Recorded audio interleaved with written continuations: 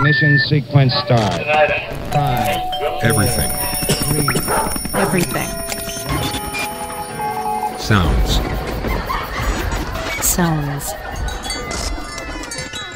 This is Everything Sounds. I'm George Drake Jr. And I'm yawning, excuse me. And I'm Craig Shank. This is Everything Sounds. The yawning edition. Jeez. Let's do that again. Okay. I'm George Drake Jr. And I'm Craig Shank. This is Everything Sounds. Reuben Garrett Lucius Goldberg, or as he's most commonly known, Rube Goldberg, was a talented artist, writer, and engineer, but he's probably more famous for his work as an inventor, most notably the aptly named Rube Goldberg machine. And if you don't know, a Rube Goldberg machine completes a simple task in an unnecessarily complex way. Essentially, it just uses chain reactions to accomplish something really simple. One thing triggers another, which then triggers another, and so on and so forth. A lot of times these contraptions are on smaller scales. They use things like dominoes and marbles, but sometimes they're much bigger. They could involve things like cars and barrels. In 1963, one of these small-scale contraptions was a board game developed around the Rube Goldberg machine idea, and it saw a resurgence in the 1990s. It was called Mousetrap. Just turn the crank and snap the plank and boot the marble right down the chute. Now watch it roll and hit the pole and knock the ball in the rubbered up tub, which flips the man into the pan. The trap is set. Here comes the net. Ouch! Mousetrap. In the 1985 film Pee-wee's Big Adventure, he used what was called the breakfast machine to make himself, of course, breakfast.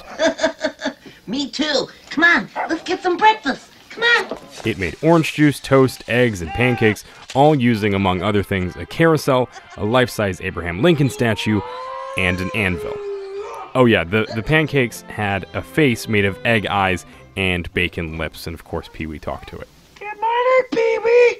Good morning, Mr. Breakfast. Jump ahead to 2006. The Discovery Channel show Mythbusters attempted to make their own Rube Goldberg machine as part of their Christmas special. I'm thinking like a Rube Goldberg Christmas contraption. I love the idea, but where's the myth? We don't need a myth. We can just have some fun. It's Christmas. I love it. For the machine, a bowling ball was dropped onto a ramp. Sending this bowling ball spinning down. A model train was used. Dunk, release the train, woo-woo, all the way around, into even the a kitchen stove.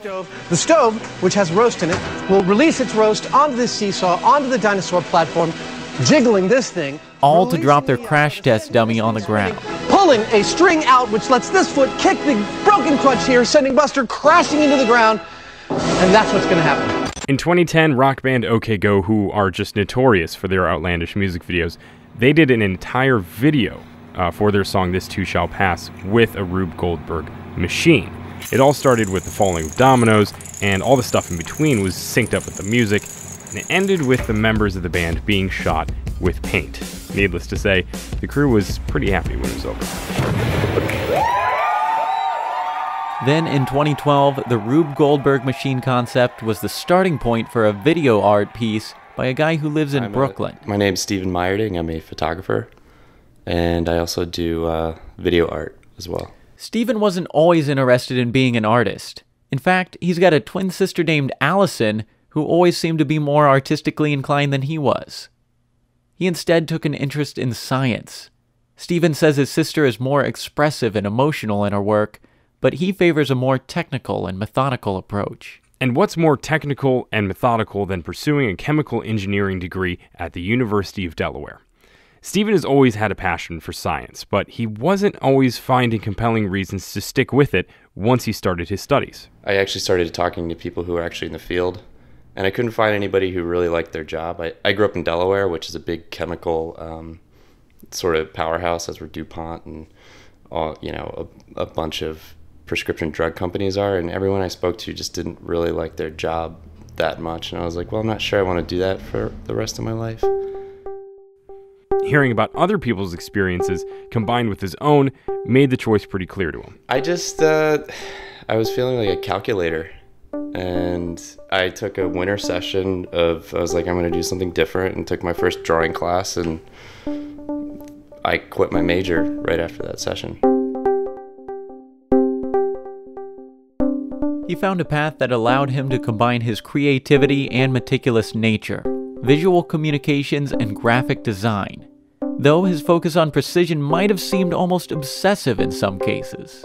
You know, I would be doing all these layouts, and, you know, I always thought there was some sort of like mathematical mode to it. And, you know, we were in class, and my work is on this big projection in front of the whole class. And he was like, "Steve, let me see your guides." And I turned them on, and it had about 1,500 guides down to the half centimeter. He graduated in 2002, and much of his background has been with still life and photography. He moved back to Brooklyn and now balances his time between work for clients and making art for his own sake.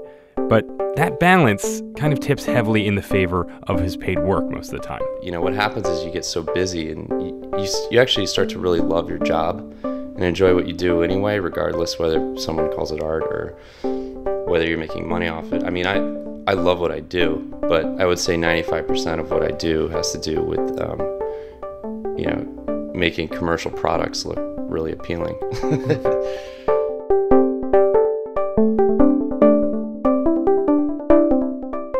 Stephen's hobby is also the way he makes his living. It might seem odd to some people, but his escape from work happens to be doing more work. His projects that he tackles in his downtime or on vacations are fun, offbeat, and often collaborative. Doing something creative is cathartic for him. It allows him to work without constraints that he usually encounters while working on paid work. It's all the best parts of my job without all the worst parts. You know, and it's sort of like how you think. You know, when you're going into school, you think that, you know, they're telling you about these awesome jobs, and you think it's going to be as cool as it is in school. You know, the projects are going to be as fun, but they don't tell you that clients are basically dictating everything, and really you'll be spending more time doing your business side of it than you are going to be actually creating something. It was during one of these periods of downtime that Stephen created a video piece. He's an avid cyclist and loves taking things apart and putting them back together, so he created a short video using bicycle parts in front of a black background. And when I phrase it like that, it doesn't necessarily seem like there's much to it, but there is. You've probably never heard bicycles making sounds like these. And this is where that whole Rube Goldberg machine thing comes back into play. His piece is called Bicycle Sounds. It developed because he wanted to make the largest Rube Goldberg machine that he could in his basement, but there were some hurdles to making one himself. The fact that the basement was only 10 feet wide was one of the major constraints, but through some careful camera and microphone placement and a little bit of creativity, he was able to capture the essence of the mythical contraption. So everything that is powering it is literally right out of the frame. You know, everything is sort of suspended in space. It's like floating in black, and what that is there's tons and tons of rigging behind it all, with like, I would say 800 pounds of sandbags and whatever I had, paint cans, gallons of water, whatever I could have to keep this thing from falling apart with the pressures and forces that are on it.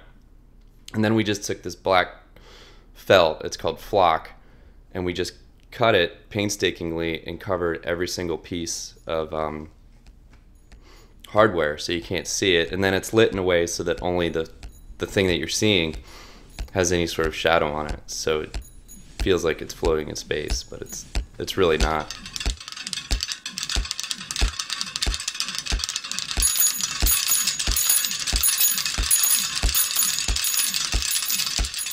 And then there were the factors that he couldn't really control. You make it as quiet as you can, but it's still, there's a city street 10 feet away from the window with trucks that drive by, so hopefully we're waiting for the traffic lights and timing it just right, or maybe we're shooting at a later hour, so there's not as much traffic going by. But yeah, there's tons of takes where, you know, everything's going good, and all of a sudden you just hear, and that's a truck just flying around the corner, and the whole house shakes as it does here. And, you know, that's not a take I'm going to use. Aside from his main goal of creating the Rube Goldberg machine, Stephen really didn't have any other goals for the piece. The results are based on experimentation in the filming and editing process. Initially, he planned on releasing a series of separate videos. Each one would have scenes that they staged, but it seemed that everything worked better together as opposed to individually. Trying to experiment with what aesthetically was appealing to me.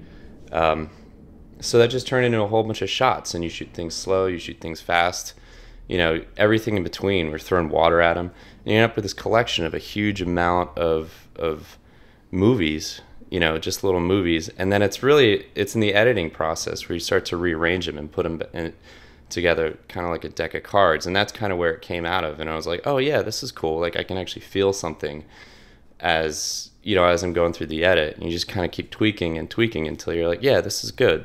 When you watch this video, you can tell that you would need access to a lot of bikes to create something like this. Stephen owns 7 bikes that he could use for the piece, but he also had to ask the local bike shop if they could spare any parts. Luckily, they had a few things to help him out, but the broken and bent pieces were about to go through even more tough times. He held the parts in vices, bent them, and then reassembled them into odd arrangements. Now, the video is pretty colorful, and it does grab your attention with all the moving wheels and gears and other stuff, but the sound is what really grabs your attention. You hear ordinary sounds take on an entirely new life, and it even starts to feel like there's almost a rhythm to what you're hearing. You know, I wasn't necessarily trying to create a song or a composition, but that's sort of how it turned out. But it, you know, it wasn't well thought out like normal music. But when you listen to it, and it builds a lot of tension. You know, there is a backbeat, which is the sound of this card that's just being flipped. You know, which creates like this don't, you know, a driving thing. And as you add and layer in all these other sounds from the different scenes, it just becomes more and more and more chaotic and frenetic. And, you know, finally, as you really ramp up that card that's in the clothing pin, it makes almost sound like a lawnmower. Or, you know, I was really surprised by how that was going to turn out.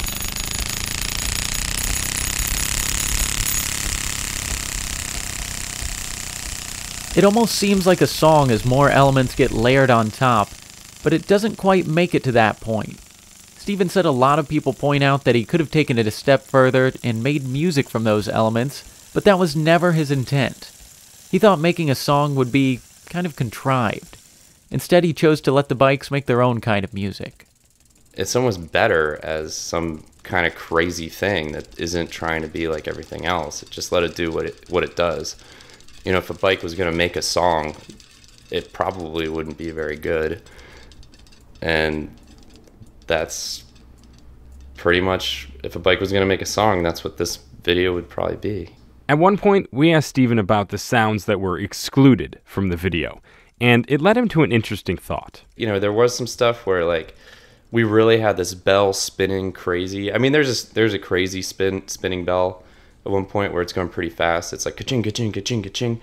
But we had it at points where it was like ching, ching, ching, ching, ching, ching, ching, ching, and things like that just kind of like, it just became too distracting in a way. And, you know, for me, it just didn't sound beautiful. So, you know, it was anything that wasn't beautiful for me, I just kind of took out.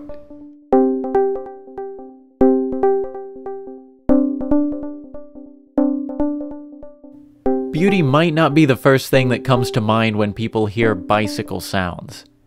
We asked him to explain how he would define beauty, and he said it was something that can't be explained in some cases. We just have to feel it. He said that some sounds can often be jarring when we first experience them, but after we hear them more often, we get accustomed to them.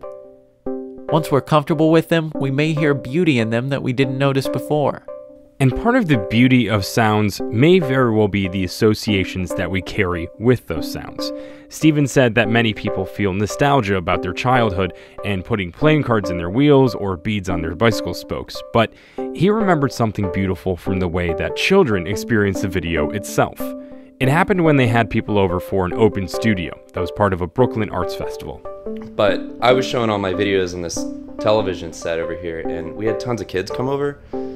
But I think the coolest part for me is you'd have a 3 or 4 year old and they would just go sit on this chair and all this stuff is happening around them. And, you know, people are really just drinking wine and eating crackers and they're milling all over the house, and you'd have these kids in these chairs and they'd just be like, the video would be on and they'd be completely transfixed. Like their eyes are wide open. They're just like stuck on the television. as a little kid, you just get sucked into it, and it has to do with the sound, I think. The visuals, there's a lot of colors and stuff, but I think the sound has a lot to do with it too.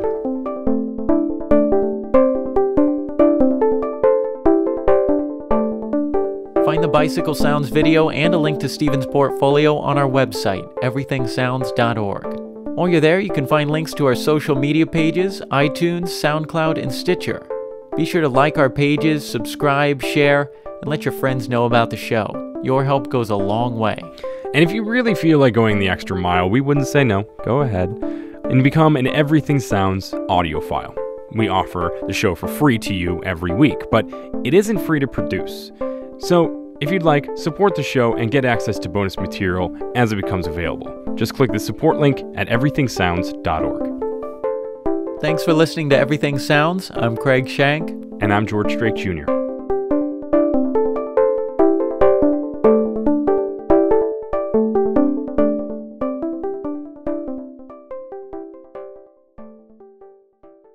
This has been Everything Sounds. Find out more about the podcast at everythingsounds.org. Connect with Everything Sounds on Facebook and also on Twitter.